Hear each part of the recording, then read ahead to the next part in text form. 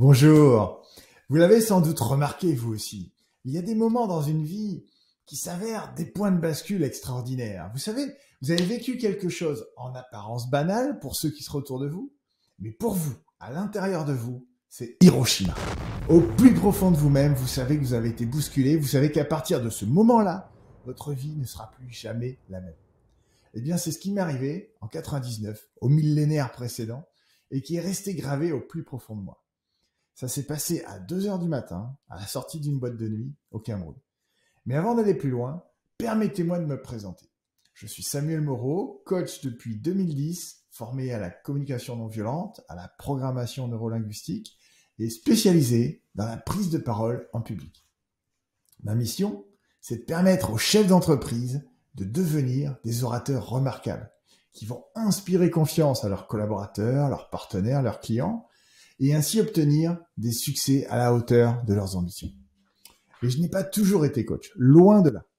Ma carrière a commencé en tant qu'hydrogéologue en Afrique. Vous voyez le grand écart avec aujourd'hui. On me surnommait le blanc de l'eau, puisque à travers différents projets pendant 6 ans, j'étais l'un de ceux qui passaient dans les villages pour les aider à accéder à une eau de meilleure qualité. C'est là-bas, pendant ma mission au Cameroun, que tout a basculé. Depuis 1 an, je sillonnais le pays en voiture et j'avalais les kilomètres de piste et toute la poussière qui va avec. Alors le week-end, avec quelques amis, on avait l'habitude de se retrouver au Boukarou, la boîte de nuit de Garoua, pour danser et faire la fête. Alors entre deux danses, collées serrées, comme on sait le faire là-bas, on sortait prendre l'air dehors. Et c'est devant cette boîte de nuit, à 2 heures du matin, que j'ai reçu la plus formidable leçon de ma vie. Mais avant, il faut que vous compreniez une chose. Il faut savoir qu'au Cameroun, il y a un dicton qui dit « Le blanc a de grands yeux, mais il ne voit rien ». Comprenez par là, les étrangers de passage regardent, écarquillent les yeux, s'émerveillent, mais passent à côté de l'essentiel. Ce dicton parlait de moi, notamment. Mais je ne l'ai compris que ce soir-là. Oui. Avant cette fameuse nuit, j'étais un peu le petit blanc du dicton, quoi. J'écarquillais les yeux devant toutes ces différences qui me sautaient aux yeux entre la France et le Cameroun. Tiens, ça ils font pas comme chez nous. Tiens, ça non plus. Voilà. Cette façon qu'ils avaient d'arranger les dictons à leur sauce, de se coiffer, de se saluer. Je pourrais en raconter beaucoup. C'était drôle, différent. Ça vous aurait probablement étonné aussi. Mais revenons à cette fameuse soirée, sortie de boîte de nuit, 2 heures du matin. Il doit faire 24 ou 25 degrés. Et on profite de la fraîcheur de la nuit toute relative, puisqu'il a fait 40 degrés toute la journée. Et là, j'observe 2 gars en train de bomber le torse et de faire les coqs devant un petit groupe. Ils se bousculent, ils s'insultent, et puis brutalement, papa! La bagarre démarre. Et les coups se mettent à pleuvoir. Et là, à ce moment-là, dans ma tête, boum! Je me suis dit, tiens, ça c'est exactement comme chez nous. Une bagarre, ça démarre de la même façon, pour une futilité. 2 égos chauffés à blanc. Exactement comme en France, finalement. Vous savez, ça vous est probablement déjà arrivé aussi. Vous observez une scène, et une petite voix au fond de vous vous dit « Tu as déjà vu cette scène ?» Avant, et tu as déjà vu cette scène de nombreuses fois, pêle-mêlement, comme ils disent au Cameroun. À partir de ce jour-là, où que j'aille, je n'arrivais plus à voir les différences. C'était l'inverse, au contraire. Toutes les similitudes me sautaient aux yeux.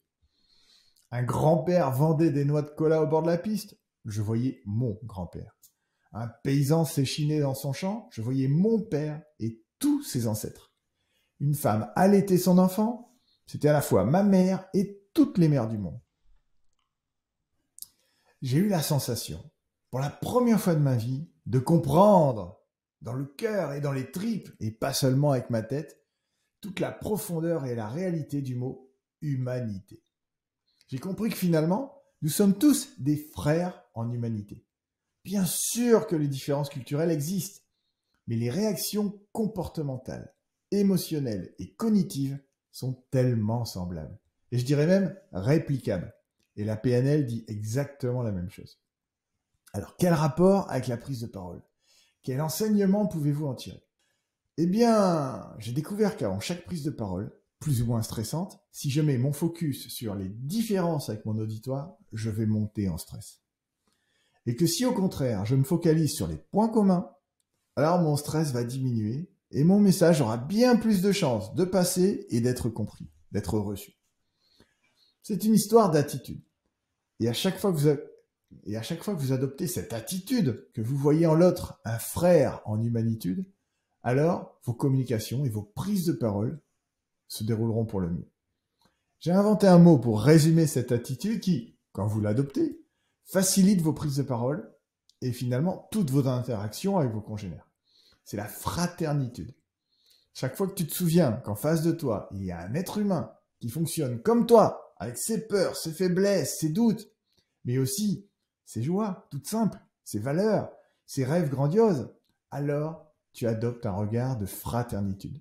Crois-moi, ça va te changer la vie.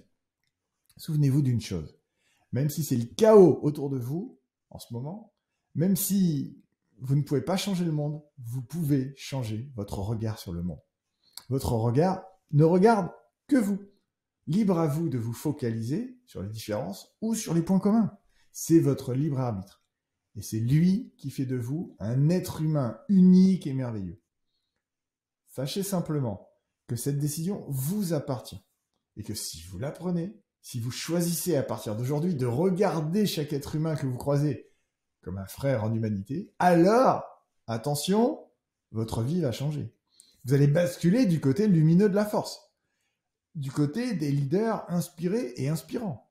Vous saurez connecter avec des inconnus, créer des relations équilibrées et inviter le beau dans votre vie. Maintenant, comprenez bien une chose essentielle. Le vrai leader, inspirant et charismatique, c'est quelqu'un qui est focalisé sur les points communs. Il sait les voir là où personne ne les voit. Il sait les voir là où personne, où la plupart des gens ne veulent pas les voir. Lors d'une formation que j'ai animée récemment, un stagiaire m'a dit que j'étais un utopiste, que je militais pour le monde de oui-oui. Je me suis entendu lui répondre « D'accord. Et toi, que proposes-tu ? Tu penses que c'est utile et sage de militer pour le monde de non ? Tu ne trouves pas qu'il y a suffisamment de gens qui militent dans ce sens-là ? » Alors, je comprends très bien sa réaction, et c'est peut-être la vôtre également. Se mettre en mode fraternitude, ce n'est pas adopter une attitude de béni oui-oui, où vous devez dire oui à tout et vous faire manger la laine sur le dos, pas du tout. Le vrai leader, il sait dire non. Gandhi nous l'a superbement démontré. Il a dit non et il a fait plier la couronne britannique, rien que ça. Simplement, il s'est comporté en vrai leader, fidèle à ses valeurs, à des valeurs d'humanité qui le dépassaient. Il a dit oui à ce qui va dans le sens de l'humanité, de la fraternitude, et non à ce qui va à son encontre. Comme il le disait, l'essentiel dans le combat, c'est de savoir si tu te bats pour changer les choses ou pour punir. C'est la question que je vous pose aussi. Le changement que je vous propose, la prochaine fois que vous prendrez la parole, c'est de vous mettre en mode fraternitude. Pourquoi ? Mais parce que c'est le seul moyen pour vous d'être un leader authentique et que le monde en a vraiment besoin en ce moment. Quelle que soit la taille de votre entreprise et de vos projets, vous ne les mènerez pas à bien seul. Vous avez besoin des autres. Comprenez bien cela. Il y a un proverbe africain qui, pour moi, résume bien cette situation. On ne peut pas ramasser une pierre avec un seul doigt. En fait, vous avez besoin des autres doigts. Vous avez besoin des autres. Vous pouvez être très talentueux, vous aurez quand même besoin des autres pour réussir. Même l'autodidacte autoproclamé, celui qui dit « je me suis fait tout seul », au fond de lui, il sait qu'il ne s'est pas construit seul. Il a lu des livres qui ont été écrits par d'autres, il s'est inspiré de mentors et il s'est appuyé sur d'autres pour construire sa réussite. La réussite ne se construit pas seule, elle se construit à plusieurs. Et c'est justement votre capacité à inspirer confiance pour construire une relation équilibrée et durable qui va être votre meilleure clé de succès. Regardez, que vous ayez des collaborateurs à fédérer, un public à convaincre ou des clients à satisfaire à 300%, à chaque fois, c'est un travail d'équipe. Votre leadership, votre capacité à transmettre des messages clairs, à inspirer confiance, ça va être votre atout numéro 1, la clé de voûte de votre réussite.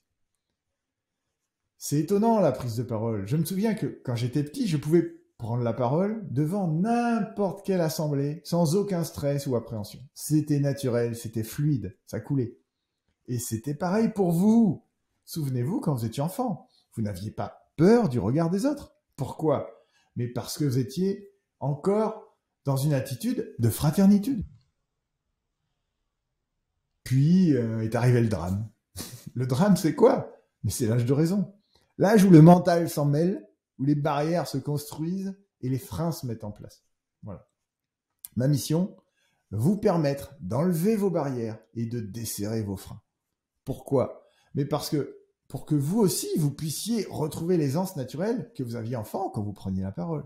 Pour que vous aussi, à votre niveau, vous puissiez devenir des leaders inspirés et inspirants, qui vont participer à un monde qui fédère davantage. Pour que vous aussi, vous deveniez un orateur remarquable, qui va inspirer confiance à ses collaborateurs, ses clients, ses partenaires, et ainsi obtenir des succès à la hauteur de vos ambitions. Voilà mon histoire. J'espère qu'elle vous a donné des clés pour devenir un orateur inspirant, qu'elle vous a donné envie de transformer ce qui a besoin de l'être dans votre vie, et qu'elle vous permettra d'oser être vous, quelles que soient les circonstances. Au plaisir de te rencontrer et d'échanger avec toi, mon frère en humanité. Je te souhaite du succès dans tes projets et je te dis à très vite.